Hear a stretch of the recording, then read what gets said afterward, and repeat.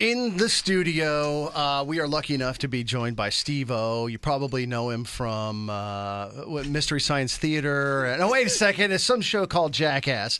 The man that is responsible, I'm gonna lay this on you right now, Stevo, for more fights between me and my wife than any other topic or person on this planet.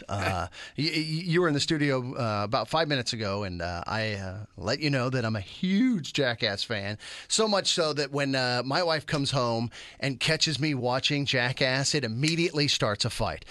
Whether it be the MTV show or my personal favorite, the first Jackass movie, where I'm doubled over on the couch with tears streaming out of my eyes, and the first words are always, "How can it still be funny after all of these times?" And I'm like, it is the purest form of comedy. It is the ultimate.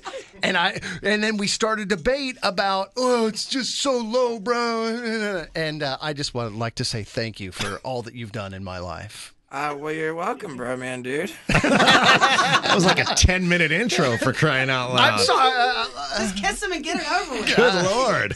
I may. You guys don't dare me. It may happen. So Stevo, welcome to the show, man. Thanks for coming having in. me, man. So you're here doing some stuff out at the new Comedy Zone, That's right. which a lot of people may not even know. Yeah, we do finally have a new comedy club in town, and it's out at the NC Music Factory.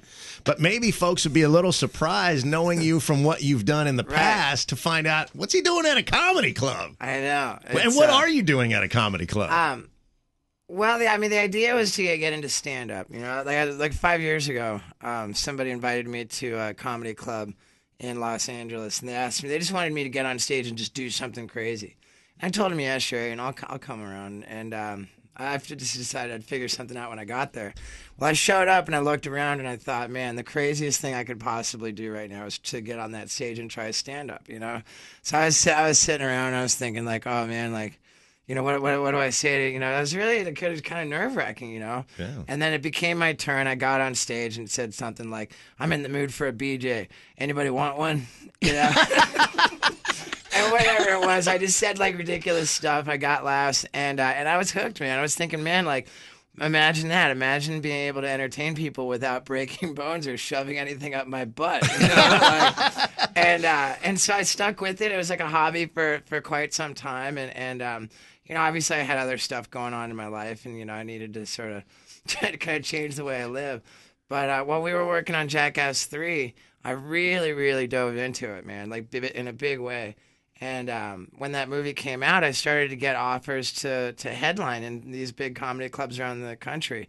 And right away at that point, I was like, okay, well, if they're going to put my name up on the marquee, if this is a Stevo show, like, there's no chance of me standing there talking the entire time. You know, like, I'm going to do crazy stuff. You know, I'm going to give people what, you know, like what they know me for as well. You know, so what it boils down to is, it's you know, the first part of the show is stand-up comedy, basically built around, like, filthy stories about, like, the most, like, outrageous things that have happened with groupies, which are all, like, you know, like, everything's true and utterly ridiculous. So that, like, it's not as much observational comedy as it is sort of confessional. But you know, it's true stories, man, outrageous stuff, and then I go into the stunts and the tricks. You know, I teach everybody a 100% guaranteed foolproof way of getting drunk for free in bars forever, which alone is worth the cost of admission. Yes. That may be the best tease I've ever heard. Yeah, no, I have a serious trick up my sleeve, and I've had it up my sleeve for a long time. And I mean, I used to absolutely stay wasted on this one trick. But then there's you know, there's more tricks and stunts. There's you know, like, nifty and clever and silly and painful and scary and dangerous and reasonably sure that there's no problem with me completely setting myself on fire and doing fire breathing acrobatics too. So yeah, it's like it's a real variety show, man, and it's not to be missed. It sounds kind of like a circus almost, a little bit. I mean, a little bit, you know, a little bit. Like, certainly it builds and builds and builds, and then once the show is actually over, then I stick around, and literally everybody in the audience who wants to, like, meet me or take a picture with me, like, I don't leave or start the second show until I've done that. which I consider is like a selfish move on my part, because I want everybody to have a picture with me to put on their Facebook and their Twitter. It's just so that they can post that and say like, man, this show was awesome, you know? Yeah. Because I've been working really hard on this show. And, you know, like I told you during the break, I've been on tour since November. So, you know, when I started touring, like I was just kind of playing the role of host, you know, where I'd come out first and introduce a comic, then I'd come out. Right. And now I've just I've got so much material. It's like pick and choose like what I'm gonna do, because you know, I could do stand up for an hour at this point. You know, I mean I don't. But yeah, it's really gotten to a point where this is a killer show. Have you seen any big name comics come to your show, give you any tips? Or Jim Brewer opened for me really? in England, yeah. Jim Brewer. How about Jim that? Brewer's I couldn't believe that. awesome. He was amazing, man. We had a great time. We had a really good time. You know who took me under their wing and really coached me along? Was Dane Cook, man. You know, Dane Cook. I met him one time, and I was like, man, you know, I've been doing stand-up for a while, but I want to like really get serious about it at this point. He was like, yeah, cool, man. Like, I'll put you up on stage at the Improv in L.A. And I was like, right, man. So I wrote all this new stuff. You know, when showed up there, he, you know, went on right after Sarah Silverman, it's like two comics after Sarah Silverman, immediately before Dane Cook. And Dane Cook, you know, closed the show. We sat down and he gave me notes, and I'll never forget. He said, "I'm not sending you back to the drawing board," which, like, from Dane Cook was like so awesome. You know, Yeah. like he said that your material is good, man. Your material is really funny. He said all you need to work on is your timing and your delivery. You know, and it was a Wednesday night that night. Then on Friday we were at the Laugh Factory, did the whole thing again, and I'd been like really like stressed out and like nervous about like if I forget one part, then the whole thing is gonna crumble. So that second time, you know, when I went up on stage, I was like just trying to remember, like, breathe, relax, you know, like calm down, like it's okay. And then I remember we sat down, he gave me notes again. He's like, it's good to see that you're relaxed, but come on, man, like you don't want to, you look lethargic up there. You know? He said people see a guy in your position up there like too relaxed, they get the impression you don't want to be there. You know, you got to remember this is a performance, man. You need to be an animated version of yourself. You're performing up there. So like all these notes, and then I remember like the night after that, we did it all over again, you know. And he sat down, gave me notes, and he's like, remember, man, this is a conversation that you're having with the audience. You know, don't feel locked into a way that you have to tell a joke, you know. So all this stuff is just super helpful, man. And yeah, dude, like stand-up comedy, man, it's a trip. Did you teach him how to set his hair on fire at all?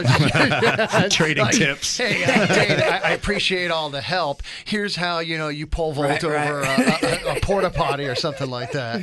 Yeah, no. Oddly enough, I didn't want that information. Yeah. Obviously, you recognize the voice of Stevo, and he's in town doing shows starting tonight at 8, I believe, right? Is your first show? That's correct. And by the way, we've got some tickets that we'll hook you up with at the end here after we finish chatting with Steve. I've got some information on how to get tickets. The phone number is 980-321-4702. Once again, it's 980-321-4702. The website is www.cltcomedyzone.com. Nice. And it'll be shows tonight and then 2 tomorrow. Yeah, right. And one tonight at 8, 2 tomorrow at 8 p.m. and 10:15, and Saturday at 7 p.m. and 9 p.m. Dude. So when people come it's up... so funny because, sorry to interrupt you. That's fine. But, like, you know, this whole thing started, like, man, imagine, like, being able to entertain people without, like, hurting myself. And it was, like, I could really preserve myself. This is, like, the future, you know, I can, like, you know, like get into like more low impact stuff. And then of course I'll wind up on this comedy club circuit where like I just said, I'm doing 5 shows this weekend alone. Like sometimes I'm doing 6 shows per weekend. And with this kind of repetition, it's like, wow, you know, like I got to do stuff that really hurts 6 times in a row. Right. Like what started out as like a way of self-preservation has turned into something infinitely more abusive. You know? Nice. And I'm not even complaining about it because I genuinely love to do all this stuff, you know. And it's really like you know, like I said, man, I love to do it, man. And The stuff, it works really well, the stuff I'm doing. Well, there's something that went on behind the scenes here before you came in that I want to share with you in a second. And maybe we can find out a little something more about what you actually do in the show. And if you'll stick, we got to do a thing here. And then, like, Sure, 4 minutes. Of course, man. 4 minutes from now, we'll continue on with Stevo, who's going to be at the Comedy Zone tonight and tomorrow and Saturday. And we've also got tickets for you coming up here. Hang on. Let's check traffic on 106.5 The End. We're just discussing literature with Stevo here on the Woody and Wilcox Show. It's 106.5 The End. Stevo is in the studio with us. What's up, Stevo? Oh, no, we just had, you're right. It's a lot of the time. It's like, why wasn't that on the air? Yeah, right. During that break, I just couldn't help but laugh really hard at how I'm now a New York Times best-selling author. That's not a joke, by the way. That's real. I mean, and what's so great about that, is when you say, New York Times bestseller, everybody assumes that means that you were number one on the list. I was number 33. But who cares? Nobody asks. Who cares, what I'm more proud of this, but my book's called Professional Idiot, a memoir. I'm more proud of the fact that the customer reviews and the customer ratings on Amazon, the average is 5 out of 5 stars. Like, it's a full-on 5-star book. Nice. I did a good job on it, man. I'm not proud of the story. I'll level with you. It's not a flattering story, but it's a great book, man. And I have a book signing here in Charlotte at Barnes & Noble on Saturday. I want to say at noon. Oh, awesome, man. So, I mean, the book is tales of your life, right? Is that the gist of it? Yeah. I should have just, instead of Professional Idiot, a memoir, I should have called it Confessions of a Douchebag. But it is what it is. So you asked what's been going on, and that's been a big thing, man. Big thing I've been working on for a long time. And, it came out last month, so it's not like that terribly new, but it's great to I love doing the book signings, and it's just an opportunity to meet people, and because there's an age limit at the Comedy Zone, right? What is it? 18. Oh, 18. 18 Cool. So 18 and up. That's great. And then for when kids come up to me at the book signings, I'm looking at like a 12-year-old kid. I'm like, oh, I feel like Satan. Because the book's just like so gnarly. And but then I blame it on their parents. So. That's how it should be. Just tell, hey, Pontius is Satan. I'm not Satan. It's okay. Right, Here you go. It's just not stuff that the kids should necessarily be reading. But they don't have age limits on books, so what are you going to do? Customers who bought your book also bought anal lube. So I think you're in the right category. I don't know why that is, but I love that Amazon always, it's like, let's see. I need more anal lube. And, Steve-O's got a best-selling book. Awesome. Wow, if I combine them, I get free shipping. Well, and with the lube, you can shove the book right up the backside. I'm taking this on the plane with me. What kind of rating did they give the lube? Did it get 5 out of 5 too? It does not get 5 out of 5 stars, no. But yeah, his book, 5 out of 5 is the average. Steve-O's doing a show tonight at 8 at the Comedy Zone, which is out at the new, the relatively new NC Music Factory. And then 2 shows tomorrow and 2 shows Saturday. Yep, and I've got a couple tickets to give away on my Twitter. If anybody wants them, write something ridiculous to catch my eye with mention of @Stevo, no hyphen, just all letters, Stevo. Cool, and we've got some that we'll give away too here in a bit. Cool, man. And again, to buy tickets, the number is 980-321-4702, and the website www.cltcomedyzone.com. So when you're doing the book signing or when you're doing in between shows, you said, and if you weren't with us earlier, he said, when he does 2 shows in a night, he'll stay after that first show and sign and talk and do whatever. Yeah, after every show, I tell everyone I'm so grateful that they came out to give me a shot, at this new thing I'm doing, even though it's not that new. Like I'm doing like I said, it's a crazy stunt fest.